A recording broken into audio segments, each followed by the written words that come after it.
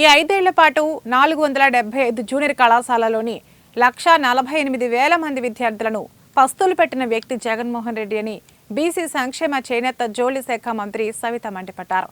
శ్రీ సత్యసాయి జిల్లా పెనుగొండ ప్రభుత్వ జూనియర్ కళాశాలలో రాష్ట్ర వ్యాప్తంగా నిర్వహిస్తున్న డొక్కా సీతమ్మ బడి భోజనాన్ని మంత్రి సవిత, ఎంపీ బీకే పార్థసారథి ప్రారంభించారు. అనంతరం విద్యార్థులతో కలిసి మంత్రి సవిత భోజనం చేశారు.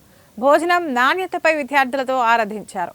మంత్రి నారా లోకేష్ రాష్ట్ర వ్యాప్తంగా జూనియర్ కళాశాలలో చదివే విద్యార్థుల పస్తులు ఉండకూడదన్న ఆలోచనతో ఈ కార్యక్రమాన్ని చేపట్టారని అన్నారు.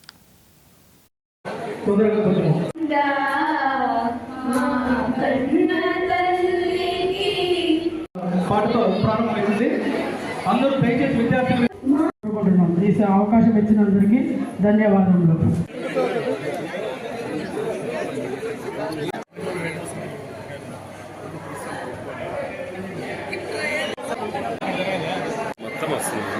రంగులు మార్చుకోవడం తెలుసు.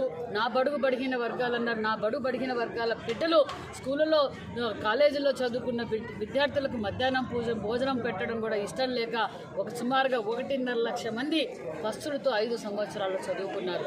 ఇది ముఖ్యమంత్రి గారి దృష్టికి తీసుకువెళ్ళగానే ముఖ్యమంత్రి గారు, విద్యాశాఖ మంత్రి గారు కూర్చొని చర్చించి మధ్యాహ్నం పూట డొక్కా సీతమ్మ గారి పేరు మీద మనం భోజనం పిల్లలందరికీ ఏర్పాటు చేయాలి అని నిర్ణయించుకొని సుమారుగా ఈ 3 నెలలకే 27 కోట్ల నిధులు అవుతాయి.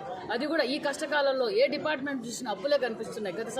గత ప్రభుత్వం చేసిన అప్పులే కనిపిస్తున్నాయి. అయినా పిల్లలు, విద్యార్థులు ఇబ్బంది పడకూడదన్న ఉద్దేశంతోనే మాన్యశ్రీ ముఖ్యమంత్రి గారు, నారా లోకేష్ బాబు గారు ఈ నిర్ణయం తీసుకున్నారు. ఈ 3 నెలలకి 27 కోట్లు, మరి సంవత్సరానికి సుమారుగా 96